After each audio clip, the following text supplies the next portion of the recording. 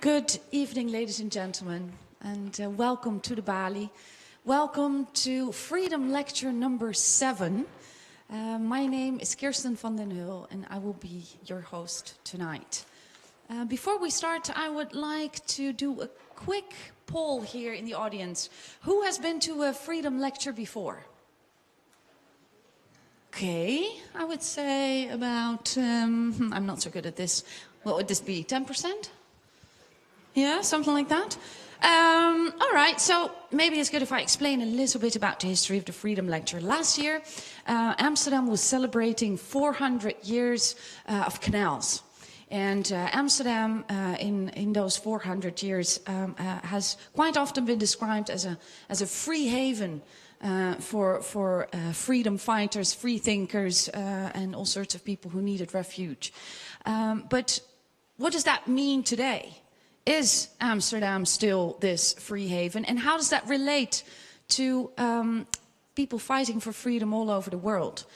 Together with Amnesty and some other partners, which I will introduce to you at the end of the program, we set up the Vrijheidslezing, the Freedom Lecture at the Balie, where we invited freedom fighters from very, very different backgrounds to discuss their work, to show their work, to describe the context in which they were doing their work, and to also talk about the price they sometimes had to pay for the work they did. Now, tonight we have a very special guest, as they all are. I'm sure you are here because of him. Of course, Indonesian artist Ade Darmawan is our Freedom Lecturer tonight. He will be properly introduced by somebody who knows him very well, Gertrude Vlendre, who worked with him for a long time in different capacities, which I will also explain to you later. But because we don't want to assume that you know everything there is to know about the context in which Ade is working, the context of a country which is changing fast, Indonesia, we actually also invited a first speaker to paint a bit of a bigger picture about Indonesia today, the context in which Ade and Ruangrupa are working. So it is with great pleasure that I would like to introduce our first speaker of tonight.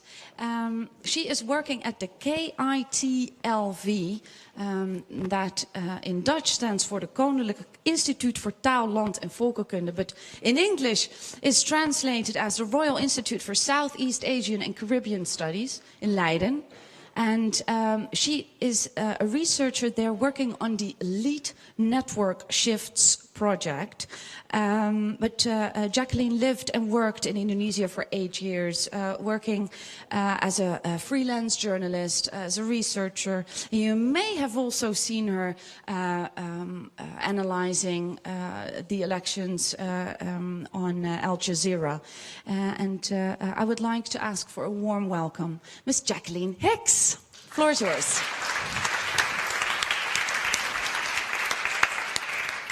Thank you, Kirsten, and it's really nice to see so many people come out this evening. I'm going to take you on a bit of a whirlwind tour of some of the political, economic and religious dynamics of contemporary Indonesia. One of my strongest memories of living in Indonesia was from 2001, where there were really big floods in Jakarta.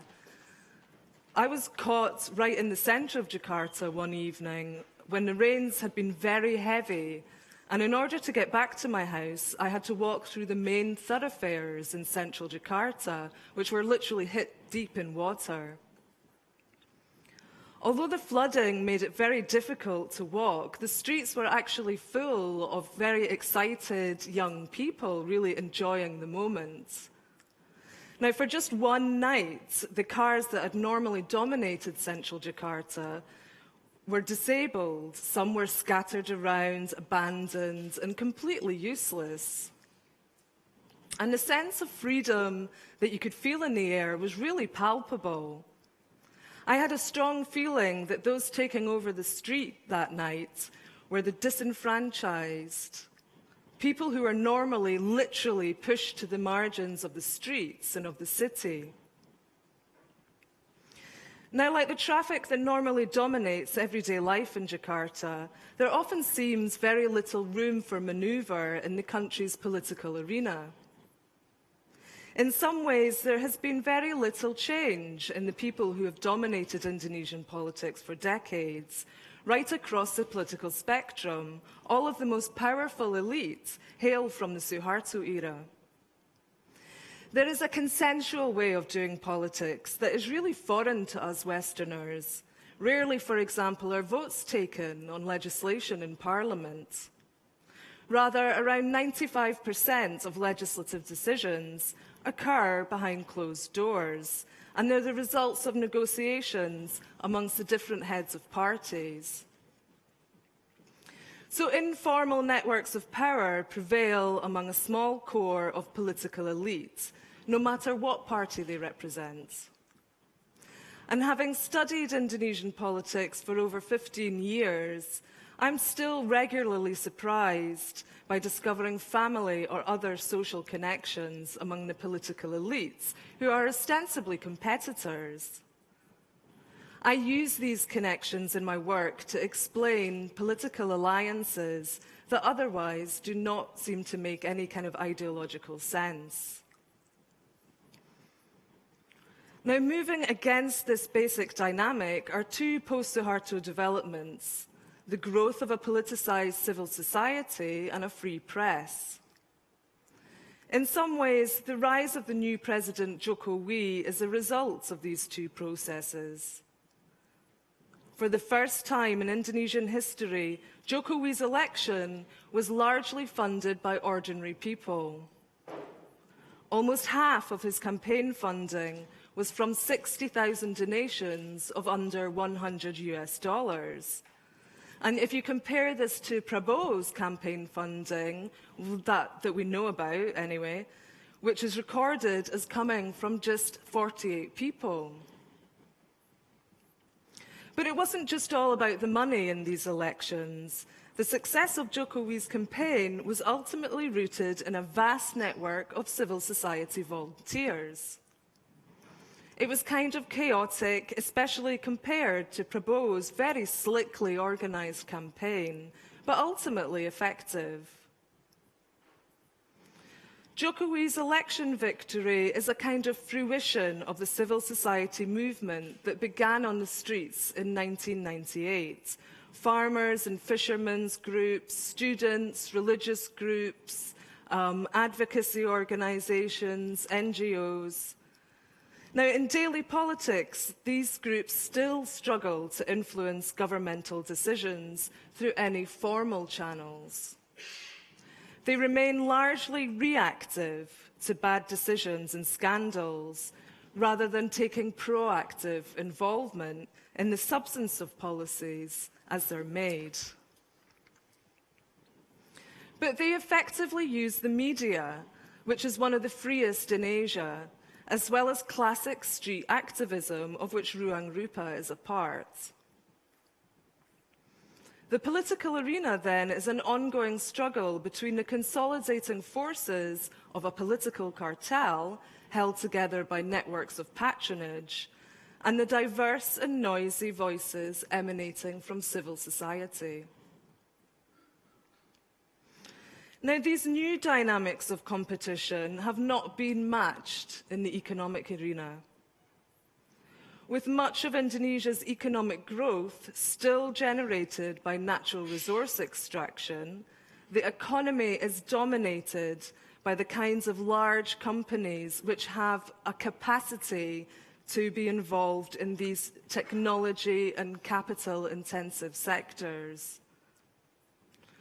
These are also the sectors which are most prone to corruption, as they depend on state licenses at both the national and particularly the regional levels.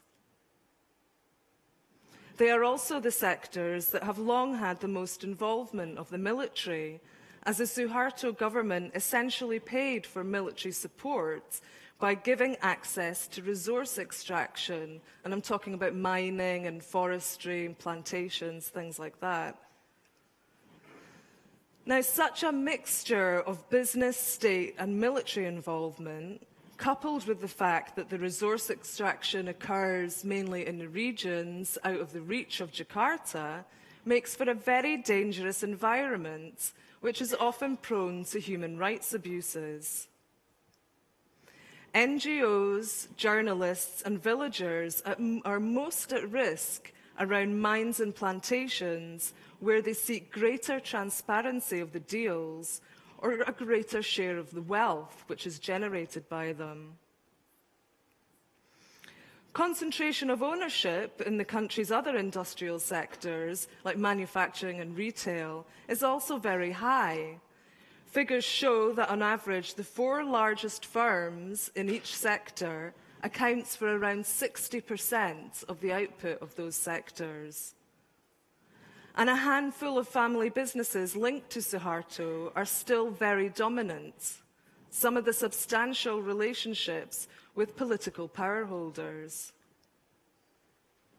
Now, at the other end of the economy, there is a vibrant small and medium enterprise sector, but it is still in much need of greater support. Going forward, this will be a major challenge for the new government, as small and medium enterprises absorb a whopping 99% of the workforce. And it is my own, albeit rather unscientific, impression that the kind of petty corruption that accompanies ordinary people's everyday transactions is diminishing in some areas. To be sure, traffic violations still routinely require a few notes of cash clipped to the back of a driving license when you show it to the police. There are also illegal charges in schools, and that is completely ubiquitous. It happens everywhere. And there are many reports that hospital staff will not accept the new state-funded health cards without some extra payments. Such payments are debilitating for the poorest. But for me, as a foreigner, my only real contact with the Indonesian bureaucracy is through the immigration department. And there, at least, things have changed for the better. Now, on religion, judging from the media coverage of the issue, you might expect me to say that radical or conservative Islam represents a new kind of social dominance. Radical Islam certainly is a big problem.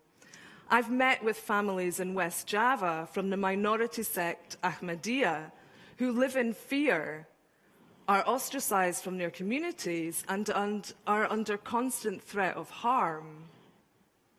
Regional governments pass laws forbidding them from openly practicing their religion, and the police think of themselves as mediators between them and groups of thugs in religious clothing.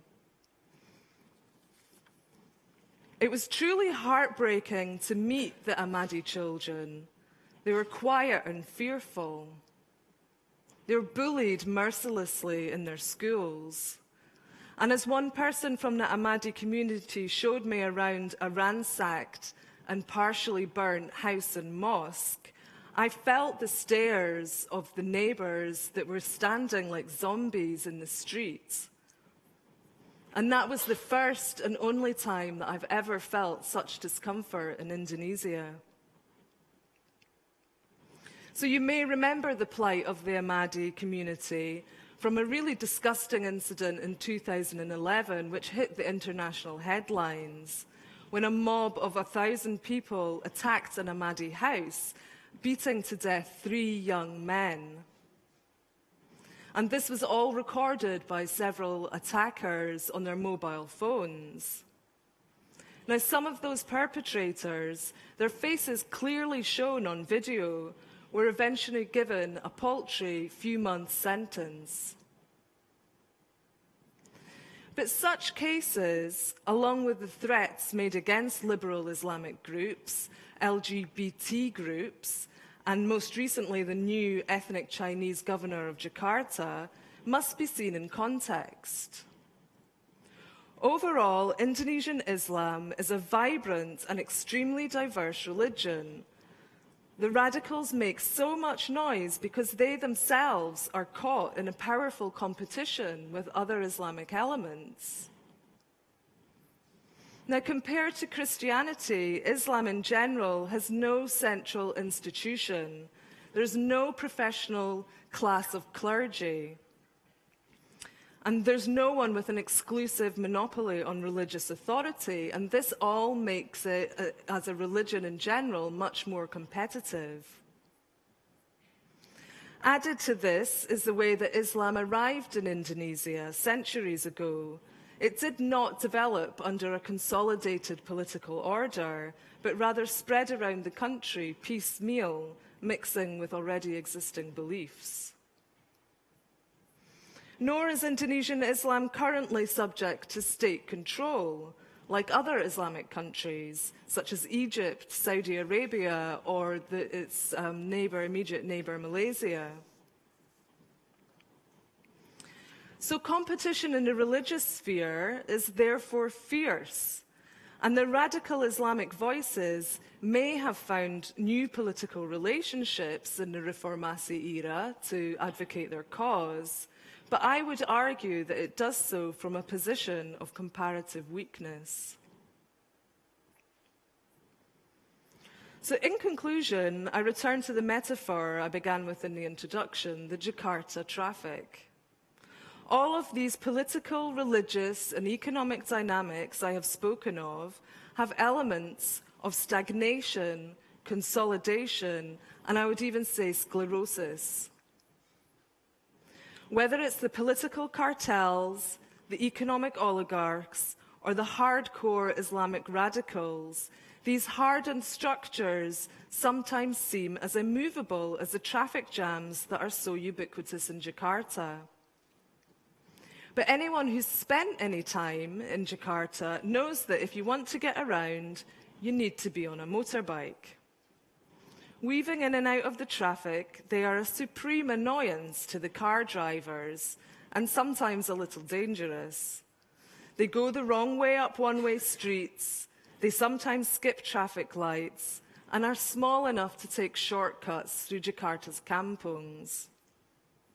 And I like to think of the competitive dynamics that I've also just described as the motorbikes. The noisy and raucous elements of civil society, the multitude of small and medium enterprises, and the vibrant diversity of Islam. They too find gaps in the seemingly monolithic structures. They are creative, dynamic, and irrepressible. And I'll leave you with a final thought. For years now, predictions have been regularly made that Jakarta will be totally gridlocked. By 2005, by 2010, by 2015, the headlines always scream. But somehow this never happens. Somehow the incredible city of Jakarta and the incredible country of Indonesia, which is full of struggles and contradictions and hope and despair, finds a way to carry on regardless. Thank you. Thank you very much. Jacqueline Hicks, ladies and gentlemen. Yeah, our next speaker who will introduce our keynote speaker of tonight, Ade, is somebody that I first met, and we were talking about this before, probably maybe even 15 years ago, when she was still working at Felix Meritus. Art and international development have been at the core of her work since the very beginning of her career. She worked, among many other organizations, she worked at the Rijksacademy, where she set up and managed the RAIN program. It's an artist initiatives network, and actually that is also where Ruangrupa first came up, because RAIN and Ruangrupa were partners. And in 2007, our next speaker set up the Arts Collaboratory, a funding and knowledge sharing platform for independent visual arts organizations. And you guessed it, Ruangrupa, again, is one of the key participants. Today, this platform, this Arts Collaboratory, still exists, and they're still cooperating. But today, Gertrude Vlendge is a program coordinator at the Doen Foundation, Stichting Doen. Please give her a warm welcome for our introduction, Gertrude Vlendge.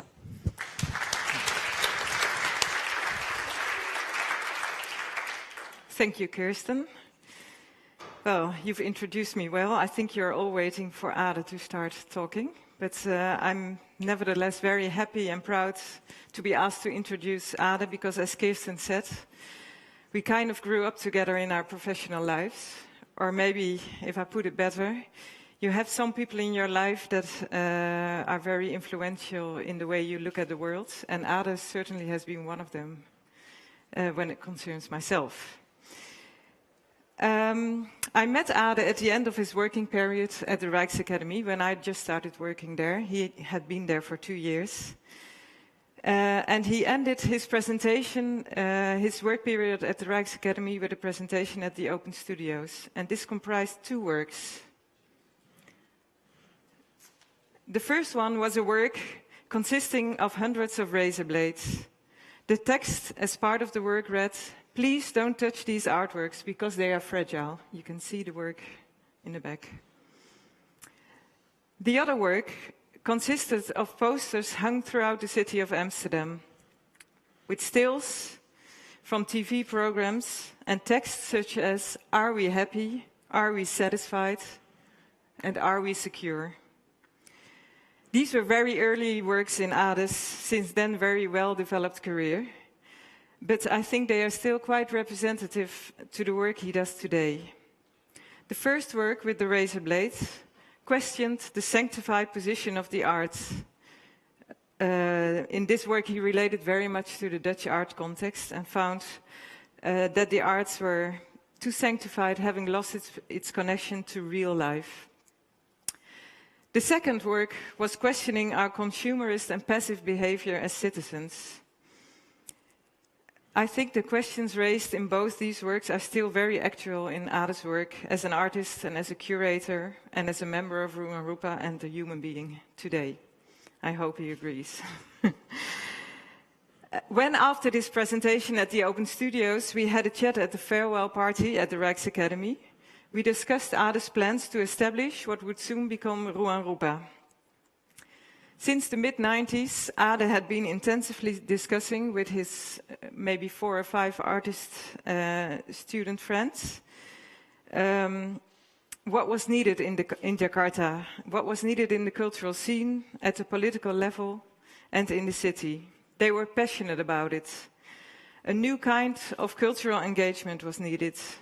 The city of Jakarta was already exploding, but growing on the basis of economic, political, and often corrupt motives. There was hardly any attention for human and cultural needs.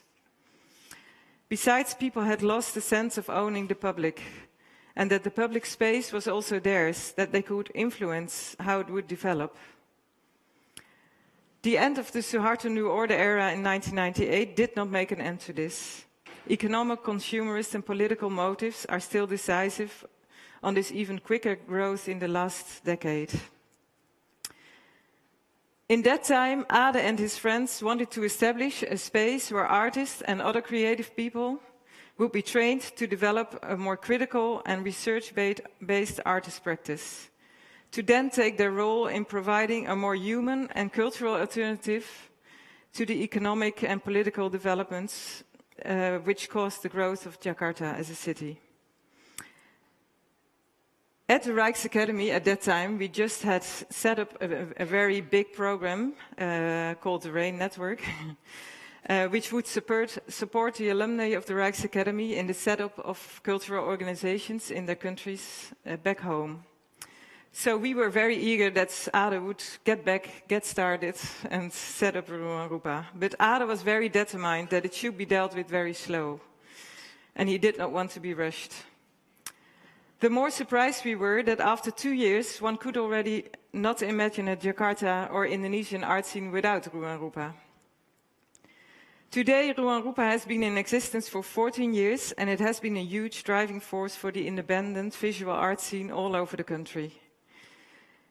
Recently, we had a visit with the Arts Collaboratory program Kirsten already mentioned. This is a program set up by the Doen Foundation and HIVOS, and it links visual arts organizations from Africa, Asia, and Latin America.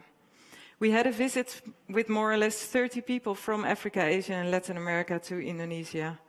And they were all stunned and really impressed by the huge movement of independent visual arts organizations and the way they would organize themselves and be interlinked.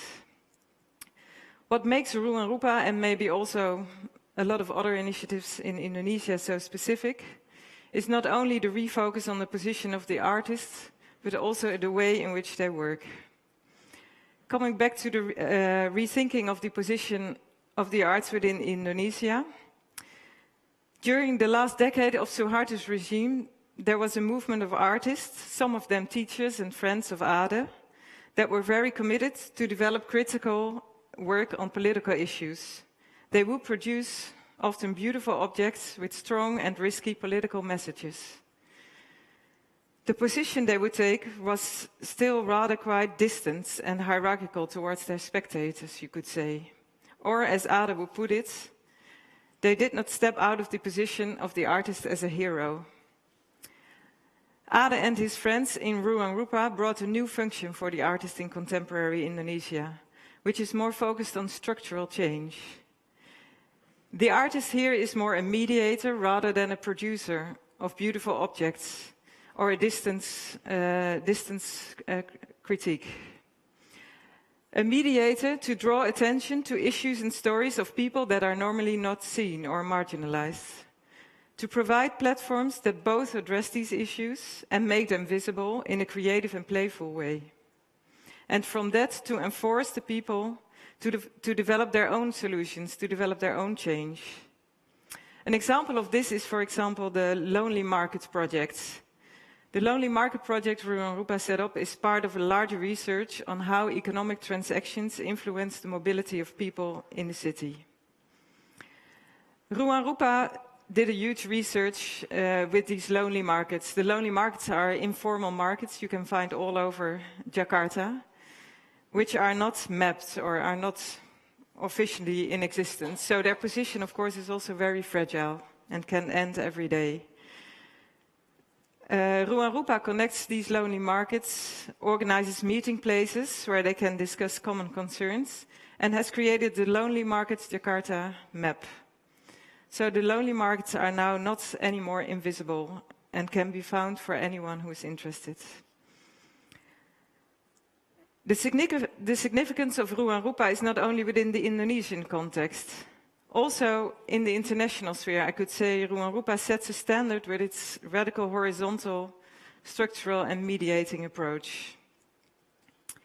An approach in which they have put aside the hierarchical position of the curator, the artist, the urban planner, the designer, but provide a platform for citizens and creative people to create public space and development on their own terms. As I said, this also goes beyond Indonesia. Within our Arts Collaboratory program, Ruangrupa again is one of the motors for a new project they are developing actually together with some other artist organizations in, for example, Palestine, Mexico and Colombia, in which they compare this approach in working in the public space and test it in those different contexts, hoping to make a kind of module that can be used elsewhere in the world. The second characteristic that makes Ruangrupa so specific, I think, can be summarized in Ruangrupa's motto, make friendship, not art. Their methodology, both in their artworks but also in organizing their projects and programs, is based on notions such as informality, chaos, and friendship. Although maybe you cannot call this a methodology, it has been very effective. These are their instruments to relate to each other, to build an organization, to build projects and relations in the private and public space, and from that to work on a more human change in the city of Jakarta. This radical commitment to horizontality and informality has been important both to connect within the communities in Jakarta they work with, to the student arts movement they have been driving all over the country, but also, for example, in creating change in political bodies like the Jakarta Arts Council. And again, of course, it's a very fertile approach for intercultural cooperation. In short, when I think of Ade, I think of a tireless passion for Indonesia and to create change on cultural, social and political levels. And the very precise commitment for this through creativity, again chaos, informality, and last but not least, daring to lose certainties. Whether that is called art or activism or social design or social innovation, that doesn't matter. What really matters is that it creates a safe space for friendship, creativity, and freedom of thinking and speech. Thank you.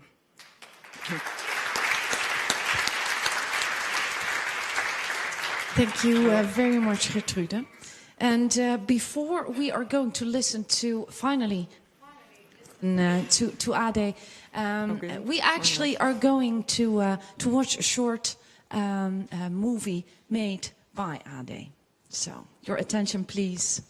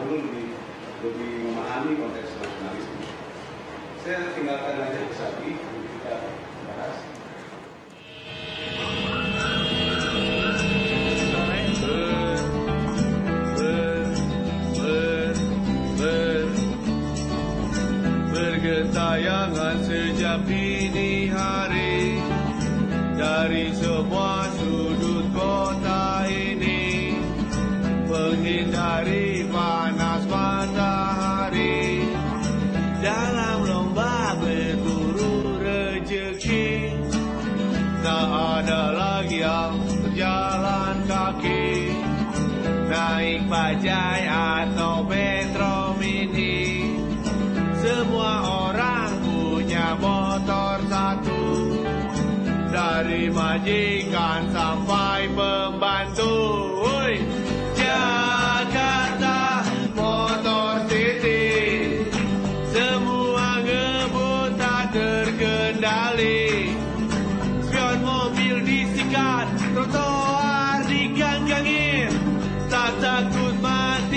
apalagi takut polisi. Maaf deh, Anda tidak takut saya? Coba sekarang keluarkan surat-surat. Surat-surat, ini juga ada nih surat nikah, ini juga nikah siri, nggak apa-apa kan? Tak diperlukan gelar sarjana, apalagi ijazah SMA, asalkan kau bisa naik sepeda, bayar DP murah, motor bawa ke rumah, sudah banyak yang menjadi.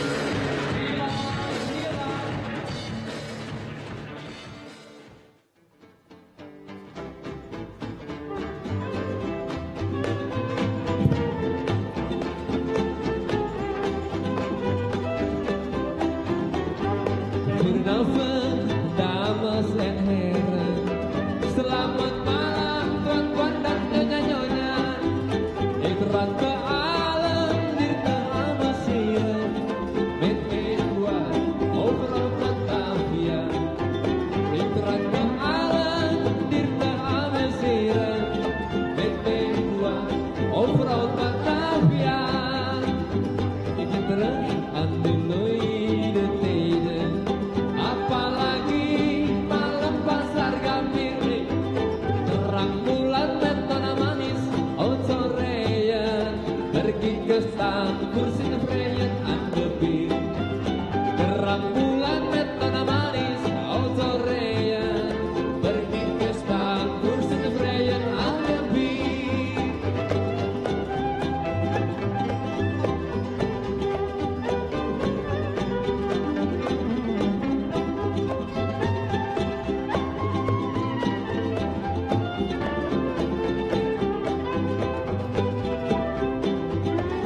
Gado-gado, sate kambing, soto bakar, ini makanan anak Betawi.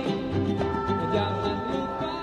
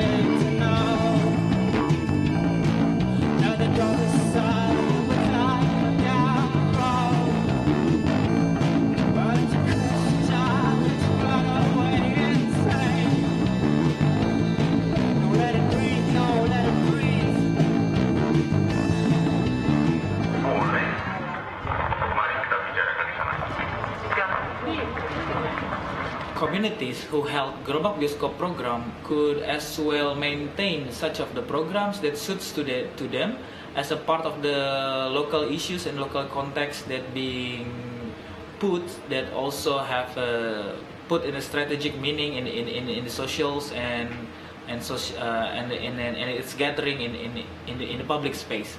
But not only concerning about the public space and also the screening, but Gerobak Bioskop have another content which held the most importance is about the education through literacy of visual culture and the development of the visual in their own local context and based on the local necessities. Gerobak Bioskop has put lots of exchange through knowledge not only into visual cultures and also the development of the visual itself, but also in the sort of context in the local area. They really could contribute and also cross-exchange idea not only through the Gerobak Bioskop program, but through this program in the communities itself. So the sustainabilities within the Gerobak Bioskop not only about the screening, about the media literacies, about the spreading of the information and also development of the visual, but also this Gerobak Bioskop has been a simple component for locals or within range of the neighborhood and several of the remote place that near to the community who held this Gerobak Bioskop program. It's a part of the way of getting alternative or short of alternative chain of cinema. Boleh. Mari kita bicarakan di sana.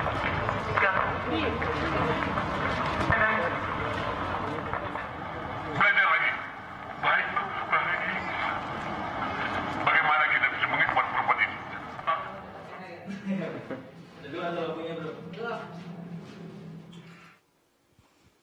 Yes, give him a warm welcome, Mr. Ade himself. The floor is yours, Ade Darmawan.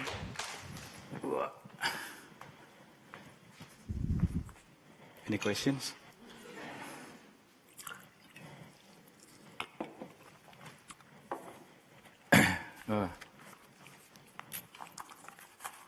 It's very bright.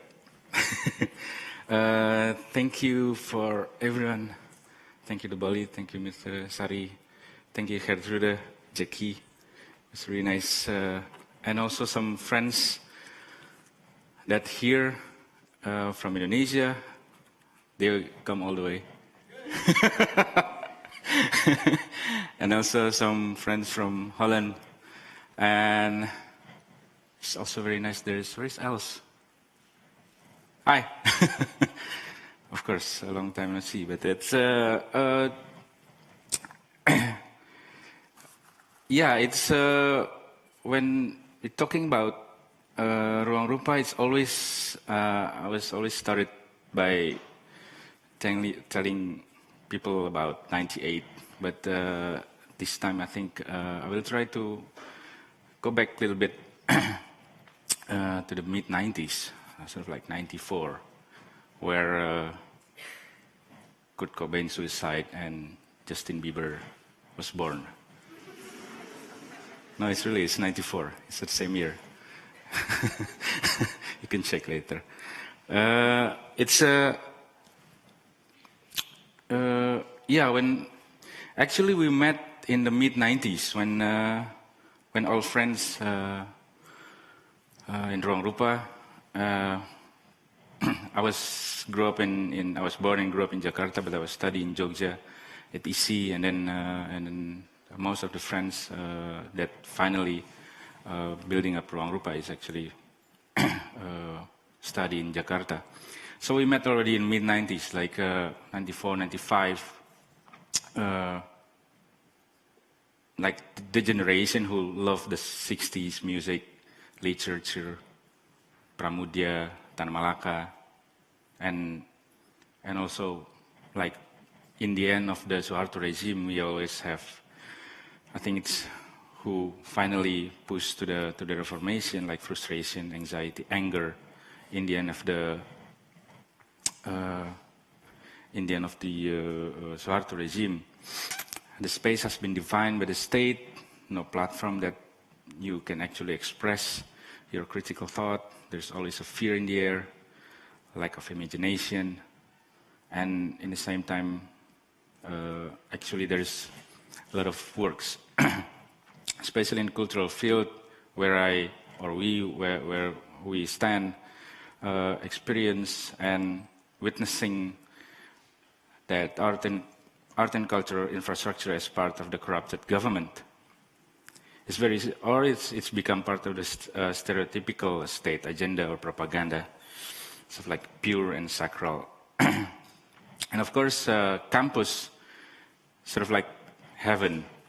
You know, campuses have, in Indonesia, campus have maybe it's also everywhere, have a long history of where the subversive, creative, progressive, critical thoughts are alive. And that's where we met as well. We have exhibition called Dua Kota between Jakarta and Jogja, it's still happening until now, and it started in 93 or 94, if I'm not mistaken.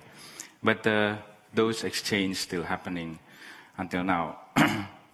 So we did a lot of things. We make music gig, underground music. We publish underground comics. This is one of the I was involved in this, published in 95, I think. Really sporadic art exhibition or projects in any possible places, like from the toilet, living room, train station, and also on the streets. With the spirit of giving an alternative, creating a new space, and also sort of like oppositional towards the establishment. The discussion is actually continue when in 98 and 2000 I was at the Rijks Academy. So we still have in contact with friends in Jakarta, and we still like discuss really intensively. I still remember at the Rijks 98, like maybe 2 or 3 computers with internet. Just before like a big boom of internet, which is also exactly the same important element during the Reformation. I think like it's debatable, but like internet and handphones, I think play important role in the Reformation. You know, like students hijacks some planes from Sumatra and from Sulawesi to come to Jakarta to occupy the parliament building. So in that time, we think that it's really important to have, or really necessary to have a space to meet together, to collaborate, working in a process or research-based practice. Because we believe art practice is not merely a production process, but also a research, collaborative, or even interventional process. We believe that only in this way art can reach critical ideas, and also we believe art should take a social and political relevancy and engagement. In our context, of course, urban problems and the visual culture is the main closest issue. So in 2000, when I come back to Ruangrupa, and also after some discussion, I think Trude also mentioned it, Trude with Els, you know, it's sort of like the seed, it's sort of watered, and I come back, and then we finally think, okay, let's set up the initiative. So this is the big occupation of students in the parliament building. So after this, you know, like it's really become like more open, and sort of like the anger, I think, sort of transform into more productive ways.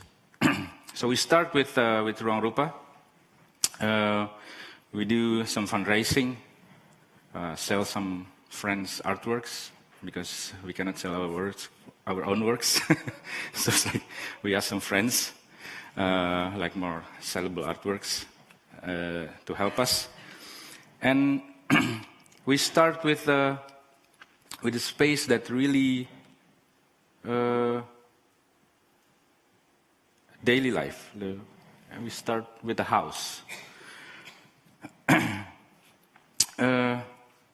It's very important, actually, the house in our development, because it's really it started as something that really intimate, really close, really daily life, and we can play with a lot of things,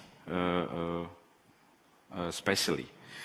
And also, I think it's very important that our work is generated from a real necessity, and then trying to experiment to find the best structure or model. Ruangrupa itself would not have formed without a real necessity, and that's how it can survive until now. In the middle of the insufficient and useless infrastructure we have, we try to build, develop, fill in the blanks here and there, and it all has always experimental element because we don't have any ideal, actually. Like, there's no ideal model that we know in that time. It's sort of like, it's not art center, it's not commercial gallery, it's not a commercial company. So it's always been changed and always been experimental in terms of model since 2000 until next year. We're going to have like 15 years anniversary. We only know that there is an existing one, which is the state institution, and obviously it doesn't work. So that's the only model that we know. And in the same time, I think this would be also something that differentiate with other approach from the older or the former generation. I think in the same time, we don't want it as only a temporary movement, if I can call it movement. It should not only be a protest or a comment or a being reactive against a certain condition, because I think we've been tired with that, like it's complaining and all stuff. We try to be more strategic and thinking in the long term in order to change the condition. We try to develop a different approach, which is more systematic instead of symbolic. I think that will be sort of like a different path that make the whole path of Ruangrupa is different until now. The rapid development of cities, technology, and media that flourished after '98 in Indonesia have not only changed the lives of the people, but also changed the position artists within the society. The artists of this generation, along with the emerging trend of socio-political awakening and change at that time, began to explore and widen their choice of expression in more varieties of artistic medium. There's performance art, experimental street art, and also new media. Through collaborative and interdisciplinary approach that happens through such explorative process, the initial position of the artist as the center of ideas and consciousness fluidly and organically shifted to become more as the collaborator and mediator. This is where we start. My friend from Jogja, Agung Kurniawan, said it is a rebel from the living room, because that's where we start, from the house. In the Suharto regime, it's quite, they have some quite strong policy on how many people you can gather. So collectivism or a group sort of life, it's also sometimes problematic. And at the same time, house as a residential area, it also can be a representative of where you actually belongs. So first, of course, it's a space that we can afford, but also it's intimate and everyday. we can immediately have several sense and ideas of being mixed and mashed up, or back and forth between private and public space, introvert, extrovert, living space, working space, and showing space. We change the living room into gallery, become workshop space. We change the bedroom into studios, became offices, library, meeting place, a storage, a bathroom become working space, or sort of like in the same time also a private space. This is how most of the time the body culture that when the meeting is happening. It's a shop, it's in the garage. This is library, it used to be a bedroom. Of course, because of the photography, so we should tidy it up. Music happened in the back room. Terrace becomes stage. Again, like a front room become a class, a workshops. This is just aftermath of the meeting. And this is our legendary office. So, from the last 10 years, apart from the struggles of the artist initiative, because after that there's so many collectives, so many initiatives which is actually coming out all over the place. Some can survive 3 years, 5 years. Like I said, there is no model. There is no, even we always discuss it, like how and what's the formula to put it like, to make it more survive or something like that, organizationally and also artistically. But, you know, it's a lot of things on the way, of course. There has been several artist initiatives growing in other cities like Malang, Surabaya, in the East Java, Semarang, Central Java, Padang, West Sumatra, Makassar, Sulawesi, Cirebon, West Java, and Jatiwangi, West Java. The map of the art scene is slowly changed. Not only Jakarta, Bandung, Jogja, as much you know, where have more art tradition with a strong art school in each cities. Moreover, it also confirms that the initiative can grow anywhere as long as it's relevant and suitable with the local context. Many of these artist initiatives are started from a house also. It's affordable, intimate, serve the spirit of collectivity and community. So this is in Jatiwangi, in West Java. Is anyone from Jatiwangi? No, yeah. Hysteria in Semarang, Central Java. Is also house. This one also, of course. Padang, West Sumatra, also house. Serum, Jakarta, it's a house. Life Pass in Jogja, it's a house. Forum Lenteng in Jakarta, it's also a house. Mas 56 in Jakarta, it's also a house.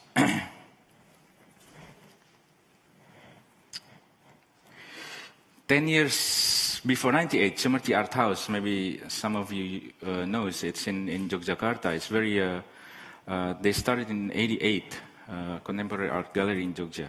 Jakarta is very important for the art scene. Start its activities from a rented house that was functioned as contemporary art gallery. Rented house then became the choice of space for artists initiative that grew post 98 as the site to begin their projects. Usually, this rented house are located at residential area. Of course, there's another pragmatic reason that makes them the house is a favorite option. They're affordable, reachable, so that the artist initiative can sustain better financially to continue their activities. Usually, it's always mixed with living, because that's what I did also with some friends. Like, we also live in the house, but not anymore now. It's dangerous. We said that please do not mix the personal life with the...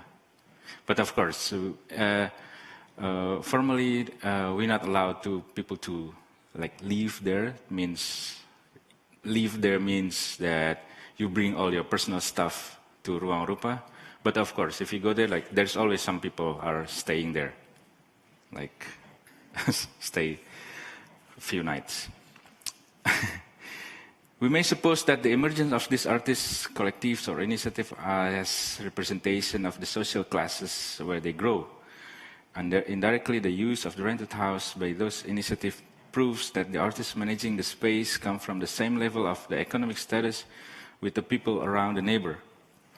A residential house that is changed or subvert or superuse to be headquarters, studios, meeting place, to conduct collective projects such as exhibition, workshops, discussions, film screenings, or music, and many other forms of events, is a phenomenon the way the artists get involved with the idea of living together with the common citizen, or with the people, with the neighbors. The existence of artist initiatives that live among the people make all the projects become naturally embedded with the consciousness of the local issues or values. Artists are at the same position as and become of the part of the society. The involvement of the local people, whether indirectly or not, become a strategy and a part of the negotiations. It can be really, I remember Ruangrupa when we have this kwitansi,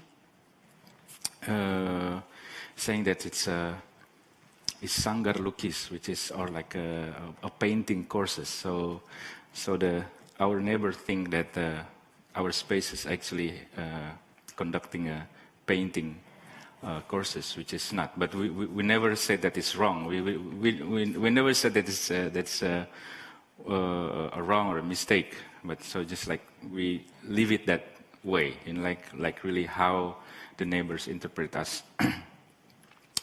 The people's involvement, whether intentionally or not, influence to open more possibilities of artistic explorations. Various mundane social activities blend with the projects of the art spaces, such as Independence Day neighborhoods events, or doing workshops for local youth and children, and outdoor film screenings at the square. So art projects, in a way, become a social activity. Such a practice and events make art finds position naturally among the people. This living together position offers an idea of an ideal relationship of an art organization in the society. It exists within it and becomes part of it. A strategy that is also developed based on common intimacy and funness. With their own ways of getting through all the obstacles, the artist collectives continue to actualize their creative works, and mostly in the city. Talking about the city, I think Jackie put it like really. I'm going to show you some pictures of Jakarta. So this is where we live. Like this kind of competition, this kind of arena, this kind of visual orgy.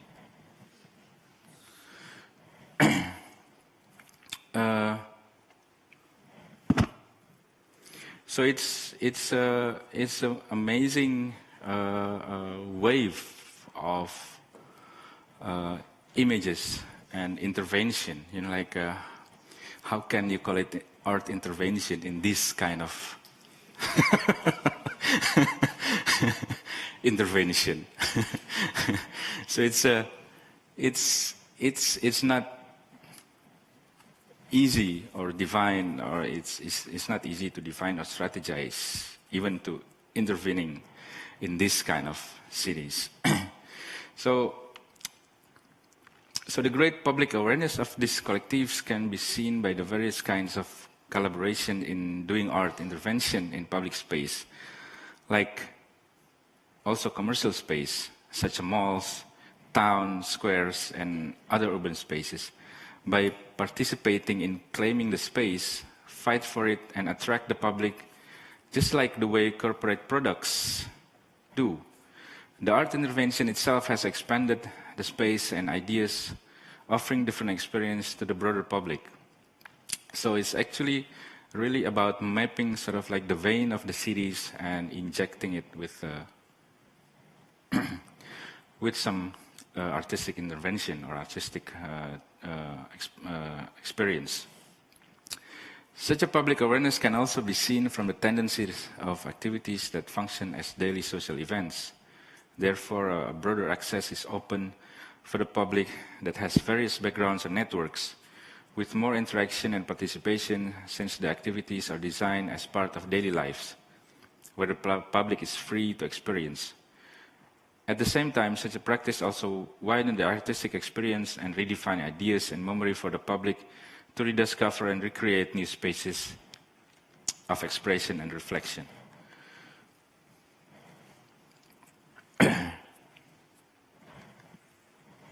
This is one of a project that we did in our art lab, which is related to a subject of mobility. It's actually about vehicles. So we did a lot of research on vehicles phenomenon in the city in Indonesia. So like this work is actually by Sari Julia, switching a typical female model in automobile or auto industry into male.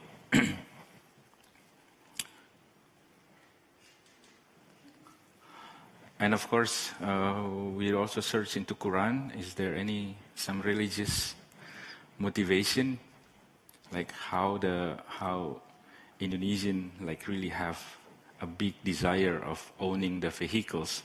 And yes, we found sort of like this. It's a chosen horse, so it must be cars now, or motorbikes. So I will try to translate.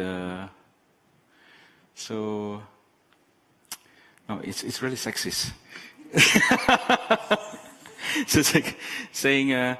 So it's like as you complete your beautiful the thing that you need, women's, children's, wealth, gold, silver, chosen horses, and farms and farmers.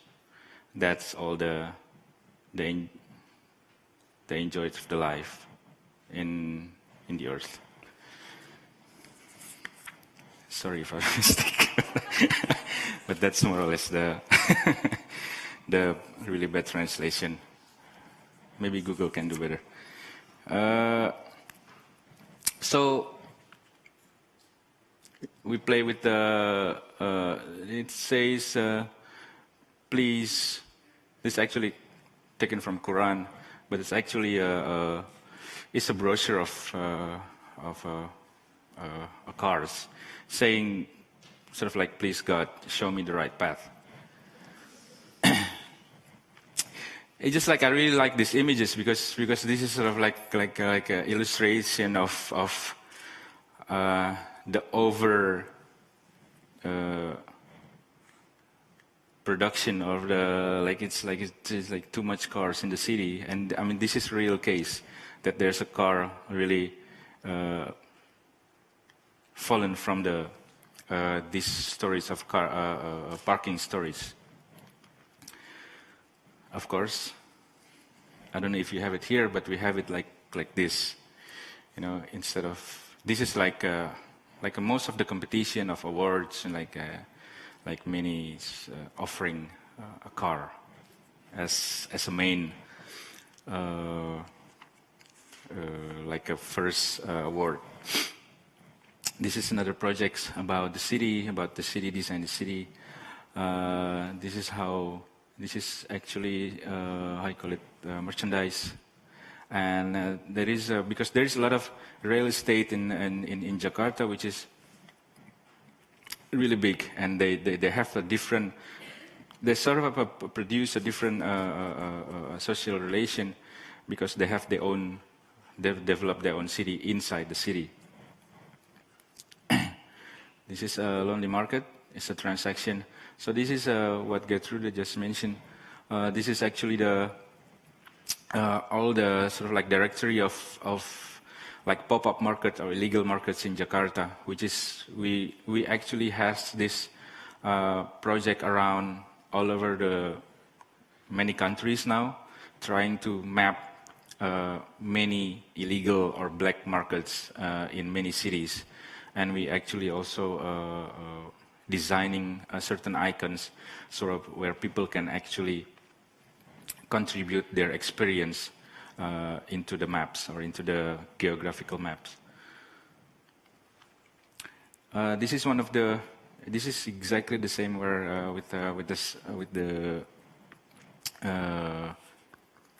we have a big, I don't know where does it come from, but we have like really a strong tradition of sticking or tagging with the stickers.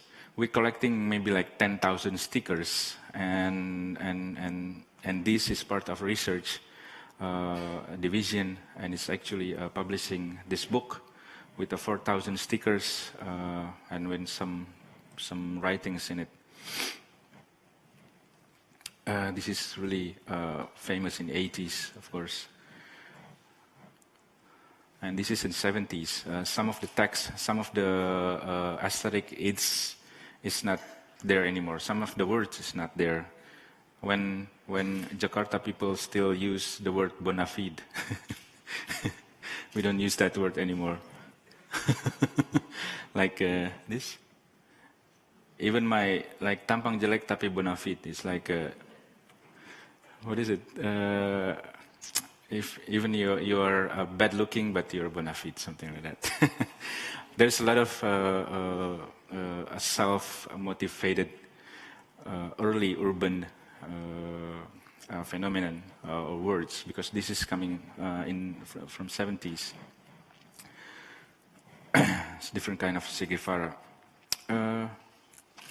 So that development also triggers the consciousness of the importance of art practice that convey critical ideas, social discourse, and artistic principles that are combined with organizational work, local, international networking, public involvement, and financial management.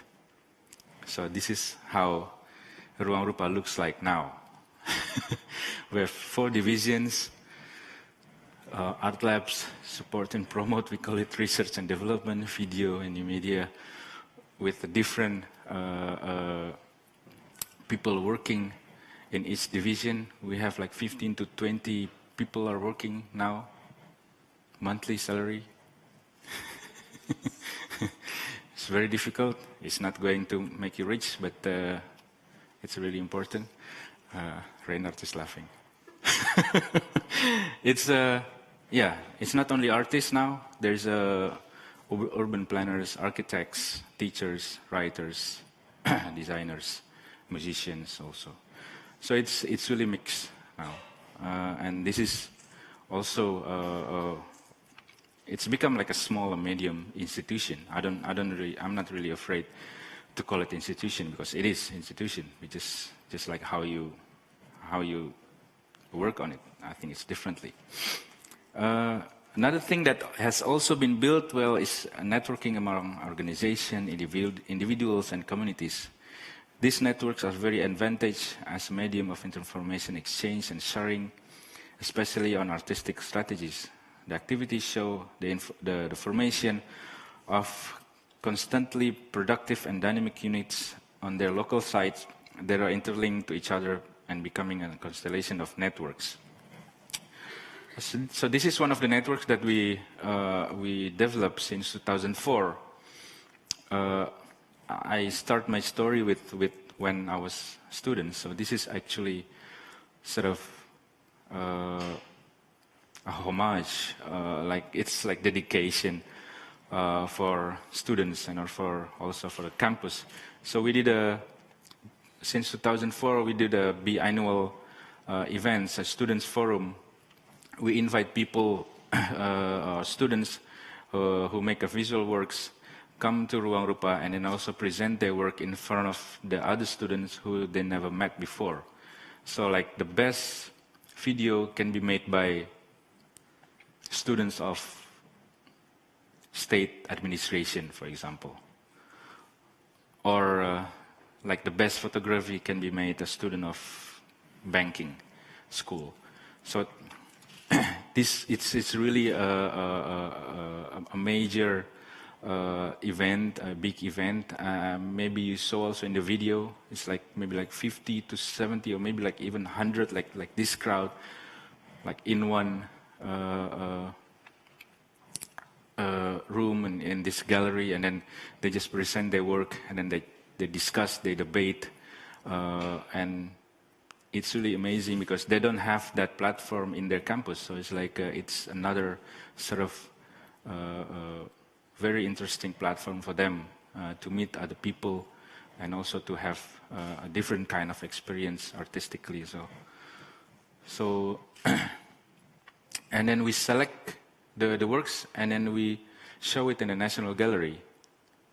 And intentionally, we go for the National Gallery because it's going to make everyone nervous. The students who never been in the exhibition will nervous because they don't know what to do because it's for exhibition. But the students who knows National Gallery will be nervous because it's National Gallery. And it's always about a theme or subjects about city, which always some, like we did a small research, and then sort of like can be a 2 or 3 months workshops together with the students, and then make a lot of works also in the city.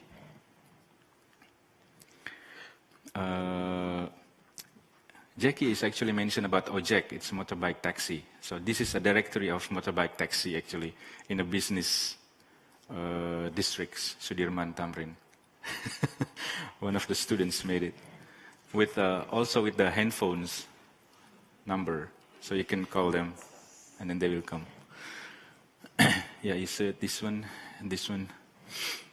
And the blend of the artistic and social practice as described above gives a specific and more organic characteristic since it can openly be adjusted with various contextual needs. More imaginative artistic approach have greatly influenced many forms of event organizing, not only in terms of program design, but moreover it even can influence the whole strategies of the outputs. The way an activity should be communicated and the way it can be absorbed by the public as an idea. Within this function, an event or in a project can be a particular form of expression, just like an artwork. An event is the art piece, or the event as also can be seen as a happening. There are parts that are ready to be an open interviewer, an interface for every kind of intervention, unpredictable moments that give a new potential to the encounters of many elements of the society. This will also result in the forms of discoveries that can be organically and flexibly appreciated by the public. These communal activities become a way of strategy to enter the area of public ideas where it can intervene also to corporate and state-endorsed structures that have contributed in the making the consumer culture for the society. This is one of the example that we did. We have OK Video Festival. It's international since 2003. It's also every 2 years, so it's like this with the Jakarta 33 degrees Celsius. But this one, I made this as an example because this is like one of the biggest production that we made. We're conducting like we work together with 10 communities, and we did a workshop series in 12 cities, from Sumatra, Kalimantan, and also Sulawesi and Java. I don't want to do it again. This is like the only time, I think. It's and after that, if you see in the video, the Gerobak Bioskop networks is actually sort of like the continuation of these projects. We don't make, of course, in every cities there's a different kind of audiovisual culture. So we don't make sort of like a setting a specific setting for them. So we really work with the local communities, with the local organizations. We, for example, we explore how to edit with the remote control, like without computers and etc.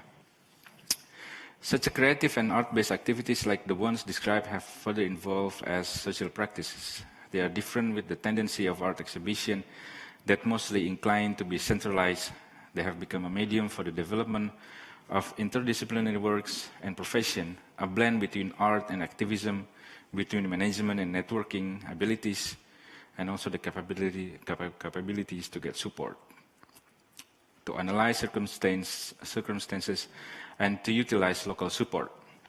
It will be another driving force among other existing forces that produce images, ideas, discourse, and values. Yeah, this is just a view of the festivals, and also the way we, like, for example, making a new approach that we make, like using comic to edit the video, for example.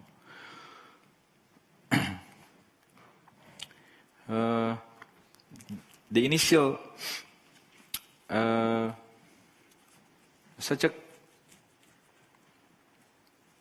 initial standpoint to claim the space has also been evolving as the strategy to claim the public. The social interaction that happens at the events have made the art practice to become more attractive and intimate to the public, and in general, such a practice has become a facility in which the public can get many things from what happens and what is experienced inside it, for then redefine its own meaning in their own personal space. This practice has grown and functioned as a receptacle that can continuously maintain the ideas, passions, joy, imagination, dreams, and of course friendship, with the ability to read the map and negotiate with the reality in the public so that we can become the space that keeps on seeking its relevance and reviews its needs and position within the social context and simultaneously expands its spatial awareness. So I see it's really a constant practice to keep the imagination, critical thoughts by being self-organized, and also the ability to write our own history. Thank you.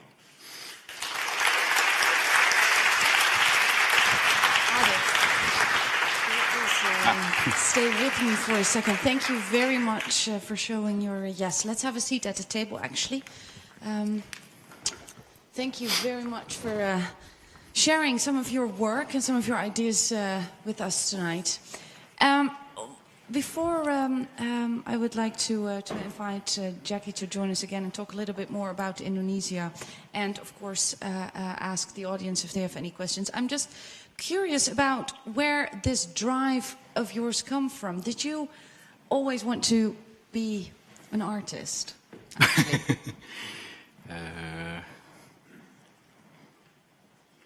An artist? Yes. I prefer a musician, actually. So if I would have met you, you know, little Ade when he was, I don't know, 6, yeah, and I would have asked you, what are you going to be when you're... Abri. They know, Abri. It's a star. No, it's military. Ah, you wanted to be... No, but I remember my father is a math teacher, so and he teach me how to draw since like really early kids, and actually when I was a student in art school, that I know that's my father is actually teach me how to draw really in a good way, which is maybe it's not suitable for the kids. Mm-hmm. Not suitable for kids, but suitable for you. So you actually came to study at the Rijksacademy here in Amsterdam. When was that exactly? 98, 2000. Yeah. 98 to 2000. Did that change your perspective on Indonesia a lot? On Holland a lot also. What was the biggest shock? At the Rijks, of course, it's culturally. I mean, as an artist, I think the social relation, it's of course it's different. So I think that's my like biggest difficulties. When suddenly you have a studio and suddenly you become sort of like individual rather than social, and that's for me, maybe not only for me, I think like also for the most of the participants who come from or come from a different cultural background. But yes, of course, like to see Indonesia from different for a certain distance, especially Holland, I think it is changed a lot. For example, I get inspired a lot by a lot of institutions here, of course, and also the way it's actually organized and the way it's actually really works. You know that it's not that easy to work in such practices in Indonesia. Yeah. So 98, the Reformation, I wasn't there in Jakarta.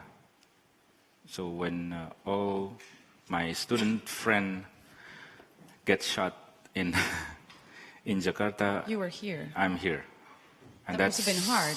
It's hard, but I managed to also in contact with a lot of activists or friends in Amsterdam, and in that time they couldn't go back because they immediately will get caught when they go back to Indonesia. So we do our demonstration in Amsterdam at the Dam Square. So they come to my studio. We paint like a big banner with Suharto faces. I was quite struck because I can do it. So it must be really close, the images of Suharto, because I can draw quite well. By heart. By heart. And then we burn it at the Dam Square. You burned the images? Yeah, we burned the images. It's sort of like a small demonstration, but it's of course it's really different. It's not like demonstration in Jakarta with anti-riots police. It's a bit like exhibition opening. With red wine. With red wine. Demonstrating with red wine. And then the police came to us and then... because you didn't apply for a permit or anything? No, they I think they did, and then one police came and then they asked, guys, are you going to burn the banners? And we said like, yes, of course. Like, please let us know. Because there's a taxi, you remember? There's a lot of taxi at the dam, no? And then we're going to, how you call it? To tell the taxis to tell the taxi when is the right. The banners burning. So it's really organized demonstration. Organized, yeah. And then you came back to a country that had changed quite dramatically in the years you were gone, or that was going through quite a transition. Yes. How was that landing? It's euphoria, but in the same time also there's confusion, of course. Before you can say fuck you to a certain things, but now you can say fuck you, but or whatever, but there's nothing. So I think there is a change of. That's why in my presentation, for example, I think Jackie also put it really right. It's like the arena. It's different. It used to be like really people versus the states, or like really a vertical sort of fights. But then now it's a horizontal arena, and all the people like really love to join the fighting in the ring, and that's what people do now, which is I remember in The Hague 2 days ago, like some of the audience asking about the Muslim extremists in the media in the Holland, like, yeah, but I said like, but we have a big capitalism going on as well. Like in Jakarta, we have 150 malls. I mean, that's even hardcorely extreme. So, I mean, it's not that easy, you know, to just see it that way. Mm-hmm. It's not so black and white. Yeah. Now, in all of this, I would say, mosaic of transition going on and the horizontal arena, as you call it, how hard or easy is it for Ruangrupa to position itself, to find those veins of the city, as you so beautifully described it in your presentation, and to get people to engage with your work? I think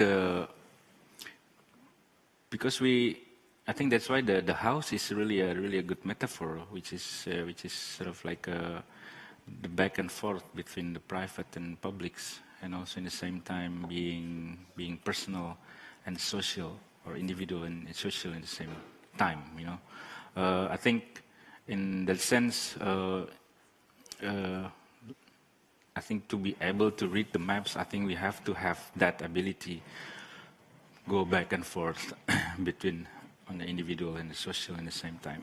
I mean, couldn't really just like for example, what we've been discussing in Ruangrupa, for example, is actually like really daily life. Caught in the traffic jam, flood, this and that, you know, like really daily life. But from there, you can always find some a good subject, and to be able to transfer or transcend it to the bigger audience. I think the relation or the relevancy, it's one of the keywords that we have to really think about. Like, is it relevant? Is it urgent? You know, to deal with such a subject, for example.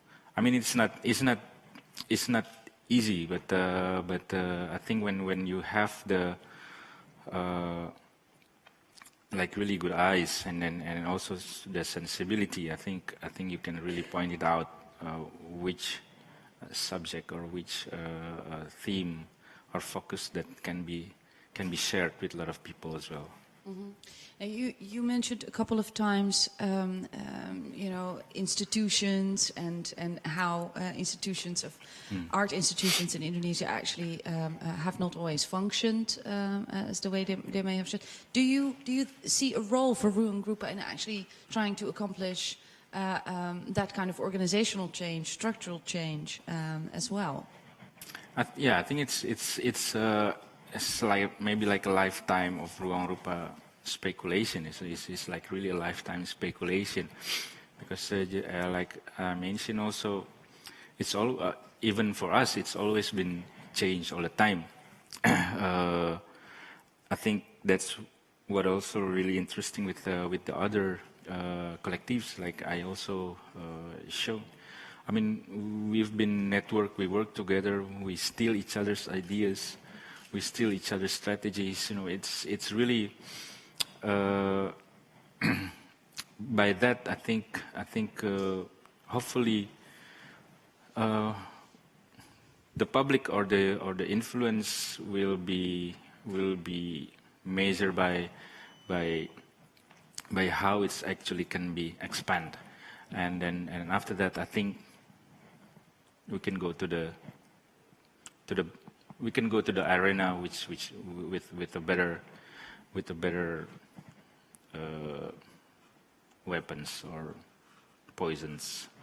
Weapons or poisons?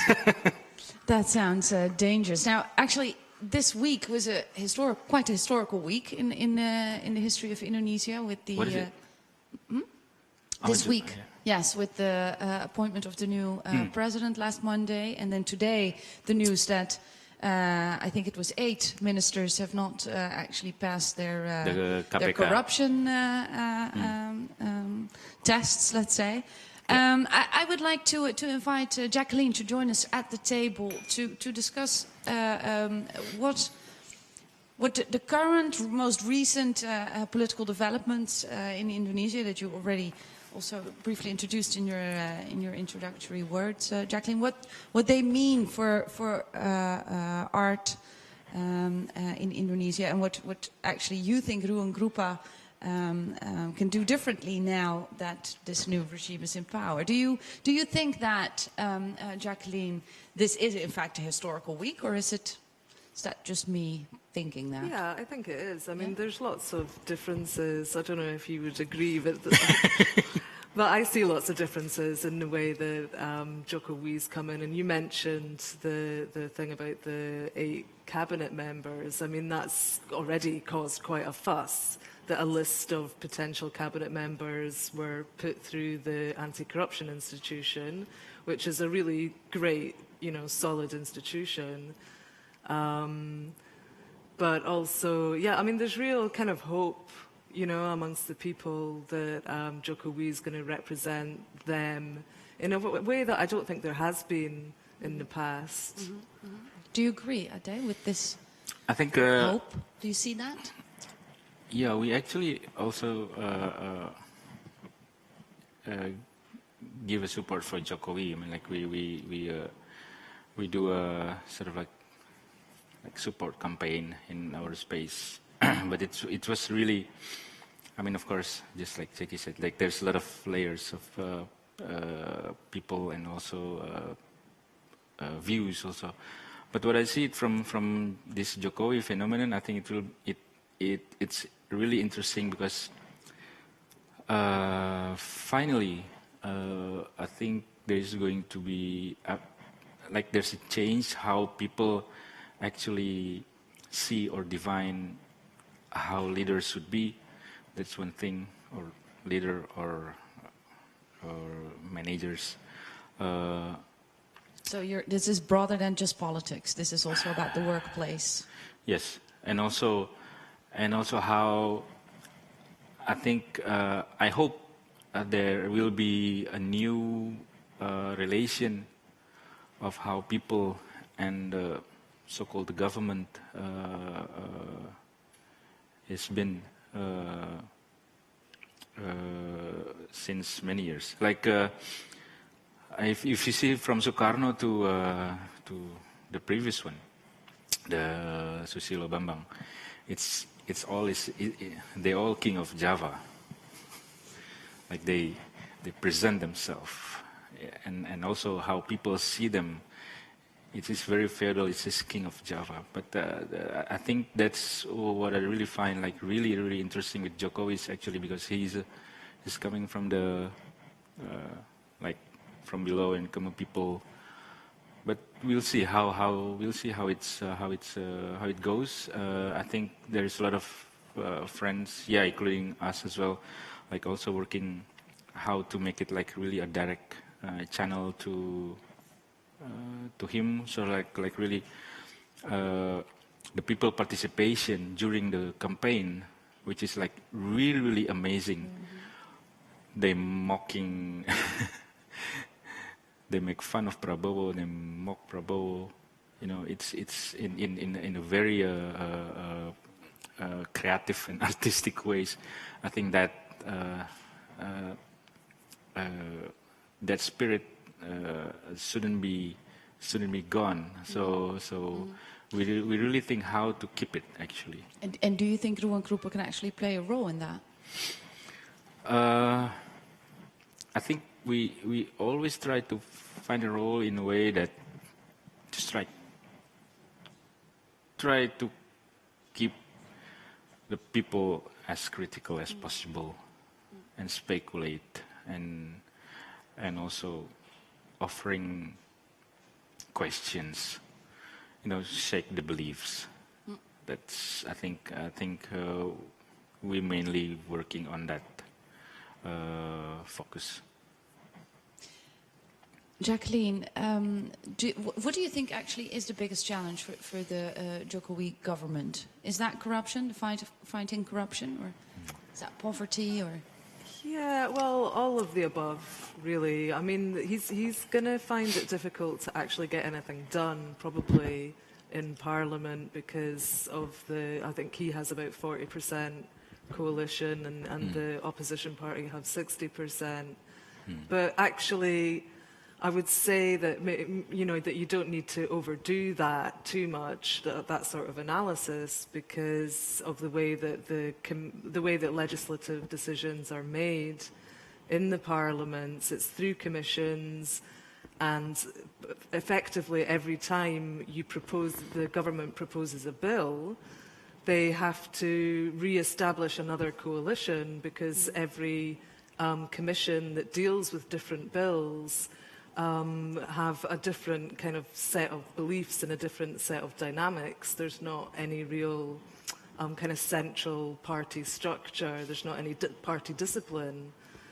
So it could really become gridlock in the parliament, particularly as well, you know, it's kind of common practice for the government departments to pay the DPR, the legislature members, in order to pass the bill, or nothing gets done. And if Joko Widodo takes a principled stance and says we're not going to do that anymore, which kind of sounds like, you know, what he's saying, then it could be very little actually happens. You agree? I see you. Yeah. I think, and also, it will be a busy 5 years for the people also. Like really, like just like Jackie said, because in the parliament, like 60% is a probable coalition. So, and yeah, I think, I mean, just like this is everyone already busy talking about the cabinets. Like this campaign everywhere. It's my WhatsApp. It's like it's going to be busy time for people. I think it's really, that's why it's. I think this is also really good because I think. Not for the first time, but I would say Indonesian people like really political, actually, like really. But this is also go forward into like really participating, which is really interesting. Yes, you wanted to answer I was that? just going to say he's going to have a big challenge on how to deal with human rights as well. Like next year, it's going to be 50 years after 1965, and Joko Widodo kind of campaigned on a platform of human rights, and whether he'll be able to open that dialogue up, you know, about actually what happened in 1965. You know, that'll be interesting to see, as well as deal with all the contemporary human rights issues. Thank you for that. I feel some questions in the audience. I don't know if I'm correct in assuming that, but I do sense some. So if you have a question for our guests, or maybe Geertrude, who introduced Ade, please raise your hand. I'm going to collect a few and go back to the table, if that's all right with you. This gentleman, congratulations, you were the first to raise your hand. If you could please introduce yourself. My name is Wim Manuhutu, and I have actually a question for both speakers, whom I also like to compliment with their presentations. First to Mas Ade. Has the audience of Ruangrupa changed over time in the 15 years that you've been operating? And is there any crossover with people who might go to mainstream art galleries or functions? And to Jacqueline, how do you feel artists play a role in opening up discussions on 65? We have documentaries, we have Indonesian writers like Laila Khudori and Laksmi Pamuncak writing on issues. How do you feel art plays a role in opening up that discussion? Thank you. Thank you very much. I'm going to collect one more question and then I'm going to go back to the table. I saw, and yes, that's going to be quite tough for me to reach, but I'm going to try. Yes, actually, if you could, I think. Yes, it works. Okay, you got there. I was very curious about the whole new situation that your table guest has just so nicely put. What is the strategy of Ruangrupa dealing that, or do you already have a strategy? Like, how will you do your intervention in a more of a long line? What is your basic strategy? I'm just curious. If you could just introduce yourself. I'm sorry, Dominique Almeida from the curator platform studio CK9 Volkskrant Gebouw. You're invited to do an artist talk there and see our community projects. So, thank you very much, Dominique. So let's start with the first question, which was about your audience. Ade, have you seen that change over the course of the year? Yeah, it's a very interesting question. Yes, it is. It's 15 years, so next year is 15 years, so I can see slowly it's become sort of like a generation, you know, now I work in Ruangrupa with some friends who were 20 years younger than me. So it's like, I'm 60 now. No, suddenly I feel old. But it's, yeah, you know, like, even in a working environment, for me, it's really interesting because, like, I work with people like 20 years younger than me, and also I think more or less the same way with the audience. Like a lot of them, it's many of them. You know, like it's going everywhere. It's going everywhere, which is we found it like also really interesting because we can call them sort of like agent, you know, like sort of like we can activate them, you know, like some is in the media, some in the like media, for example, really a lot. So it's like really easy to get a support from even like the mainstream media. So they work in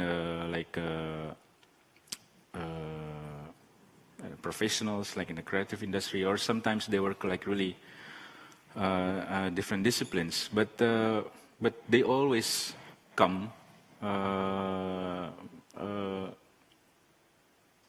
you know, like sometimes they came as well, and then also we always update them as well. So it's really become sort of like making one level of generation in a way. Like they know how we work, they know what is our value, and also they bring sometimes into their working environment, which is really great. So it's been amazing in that sense. Your questions about the commercial gallery, for example, yes. No, wait, is there? Not really a lot, because Jakarta traditionally is not really strong in. I mean, if you see commercial gallery in Jakarta, most of the artists are actually coming from Jogja or Bandung. It's like so Jakarta artists is really different reality. It's either shrinking to the laptop, like the studio, like our studio is shrinking to the laptop, so it's become like digital works, conceptual works, or the other extreme options is on the streets. So me myself, I don't really have studio, for example. So it's like most of us like doesn't really have studios like because it's practically, I mean, it's just expensive. I'm sorry to interrupt, but there's still other questions. I'm going to move to the second question by the same gentleman, which was to you, Jacqueline, about the role of art in actually, you know, well, challenging the recent political development, and also maybe as a strategy for change. Do you see a role for art? Yeah, well, that's a difficult question. You know, what impact art can have, but I think it is specifically in relation to the 1965 killings, that it definitely has potential to kind of change the normal narrative about what really happened in 1965. As most people, most ordinary Indonesians would say, it was fair enough. You know, the communists were, you know, causing problems, and they were threatening the stability of the nation, and it wasn't a great thing that happened, you know, not to be particularly proud about it, but, you know, it had to be done in order to keep the nation going. And I think just some kind of change of perception of that narrative would be some way that the art could play a big part. Mm-hmm. Do you agree? Is there space for some oxygen in that debate or in that narrative, or is that still? I think what we need is actually really, a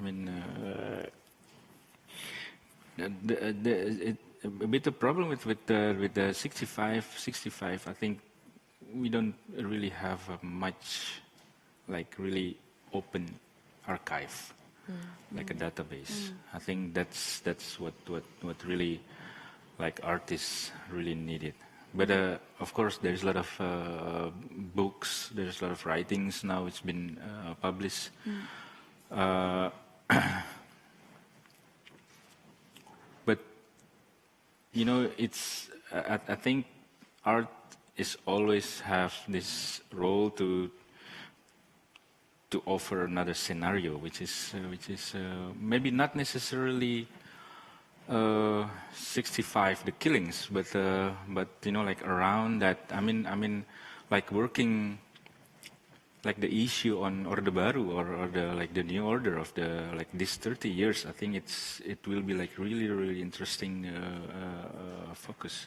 Mm-hmm.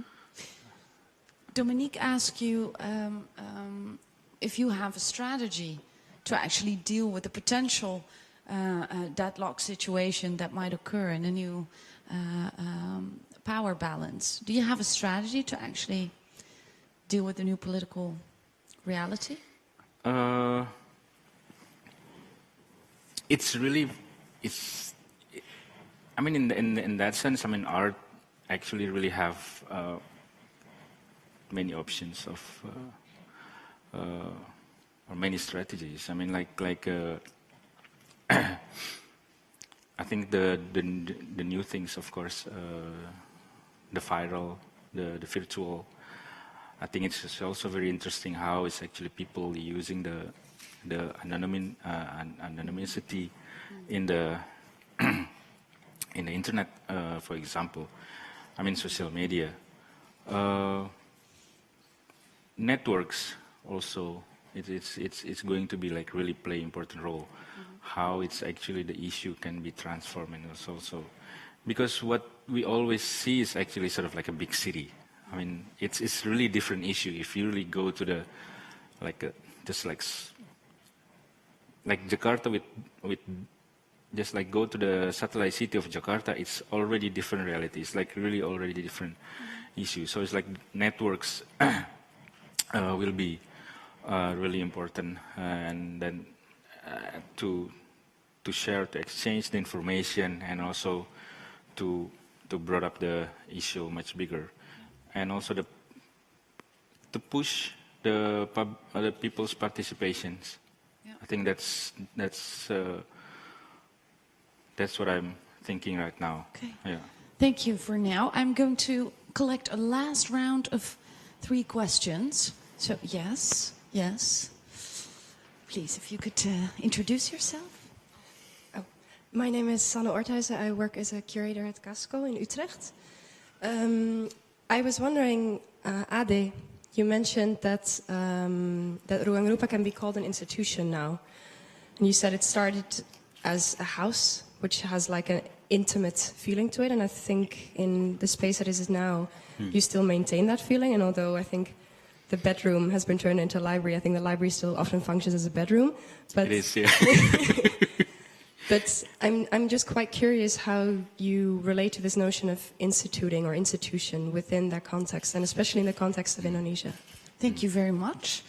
And now I saw a hand somewhere here, but I forgot whose face belonged to the hand. Who was it? Was it here somewhere? No? You changed your mind, maybe. Oh, you did. Yes, it was you. There is a similarity with her remark and question. My name is Masha Roesink, and I wonder if you see similarities between your initiative institution with W139 in the Netherlands, in Amsterdam. Thank you very much. Last call. Yes. Well, first of all, I want to really congratulate you on your work. It's wonderful to listen to and hear. Thank you. Yeah, and sorry, and my name is Nancy Jouwe. Maybe this is a little bit of an unfair question, but what I was wondering about I noticed that there weren't links mentioned with the eastern part of Indonesia. And if I think about uproar and political unrest and human rights abuses on the one hand, and the other hand, budding artistic movements, so to speak, and I'm thinking especially of Maluku and Papua. Are there any links there or that you can speak of? Thank you very much. Let's start with the last question, if you don't mind, Ade. Are there any links to the east? Yes. We actually work, for example, I work also with Indonesian Art Coalition, which is one or two of the members is actually coming from Papua, and we have a meeting like regularly, and also it's been working a lot also how to deal with the local cultural policy.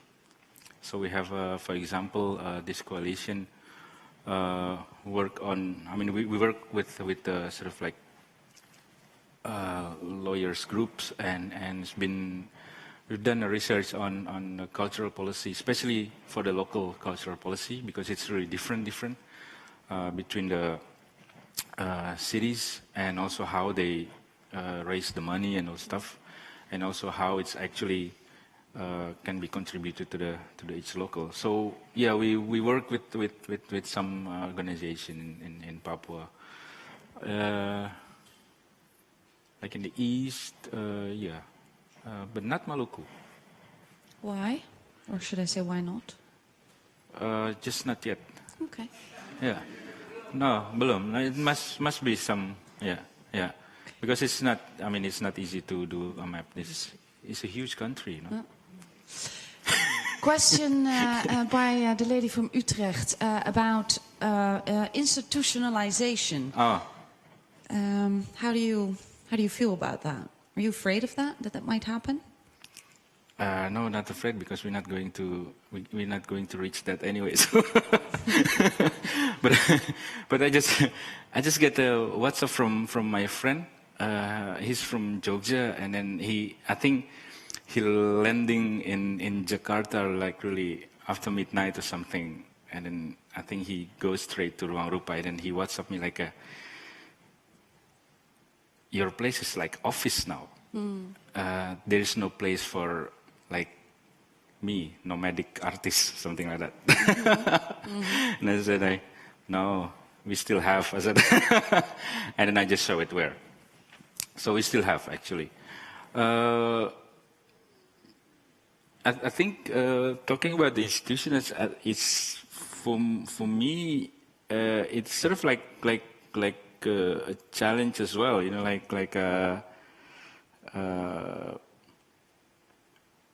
this how to organize, how to manage a certain collective or a certain community, let's say, or a group of people.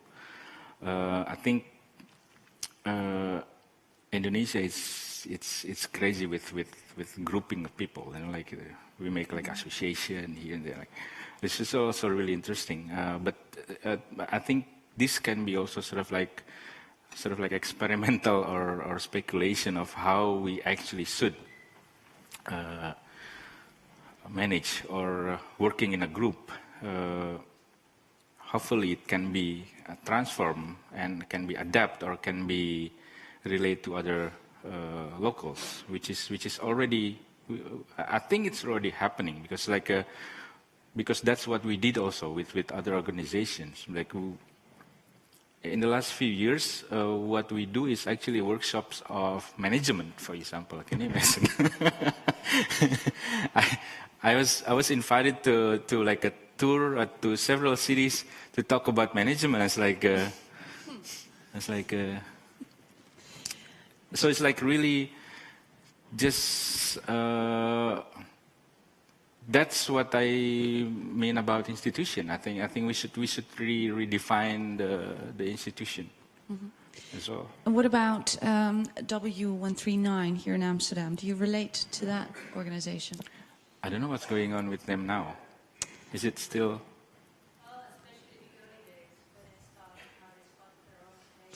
When they started as an underground squat organization, do you relate to them? Yeah, when I was here, it's one of my favorite place, of course. Mm-hmm. But Ruangrupa, I think, or like the other organization that I show, is also growing into two directions, which is, and then finally we mix it. It's one as artistic group or artistic collective who actually like really producing artistic productions. Mm-hmm. Like we get invited in the Biennale, for example, or we do like really a project, like really making a piece. And the other one is really other role as a supporting system. We do workshops, we do exhibitions, we try to get some money for the artists to do productions, that kind of stuff. And then sort of we mix that as a one entity. So I don't know if it's really related or interact. Mm-hmm. Yeah, I have one last question because we're already running quite late, for which I apologize as your moderator. It should be my job to keep in time, but it was so interesting that I didn't want to cut anybody short. Last question we're here in the series of freedom lectures, and a lot of freedom lectures that have taken the stage here before actually came from a context where their lives were actually at risk for, saying what they were saying or doing what they were doing or being who they were being. Belarus, Uganda, Kenya. I'm assuming that your life being who you are in Indonesia is not at risk. Am I correct in assuming that? At risk, like what? Like you could be killed for being the founder of Ruangrupa. That I don't know. You don't know. I don't. What I'm going so, at is what does freedom really mean in Indonesia? Where does freedom you think? What is the challenge for freedom in Indonesia at this point? I think to really. Actually, I just mentioned in my last presentation. It's just about like really have a. It's a constant practice. I mean, I will define it not as a one condition. Like it's a moving condition. I think, and it's there's a work in it. There's a fight. There's an effort in the word, in this F word. In the F word. Wow. So I think it's self-organized and also to be able to writing our own history. I think that's one. Self-organized and writing your own history. That I can define this F word. Yeah. If it's at risk or not, I think more people have at risk than me. I think I wouldn't see myself at risk. Okay. One of the partners of the series of freedom lectures that we organize is Amnesty International. And they actually organize urgent actions also in and about Indonesia. There is some information just outside the hall on your right-hand side, if you walk back to the bar. If you want to know more about what Amnesty is doing and what you can do to actually join Amnesty's fight for freedom, also in Indonesia. For example, just to give you an example of an urgent action, in the region. It was for a teacher, Johan de Teresa from Maluku, who was sentenced to 15 years in jail for waving a wrong flag, picturing a symbol of Maluku independence. He was tortured, pushed into the sea, had billiard balls in his mouth, and had guns fired close to his ears. So he's considered a prisoner of conscience, and Amnesty set up an urgent action campaign for him that people like us all could join. Now, if you want to know about upcoming campaigns, leave your name on a mailing list so you can stay informed. Of course, I want to thank a few people. First of all, I would like to ask our freedom lecturer himself, give him another warm applause. Mr. Ade, thank you. Thank you very much.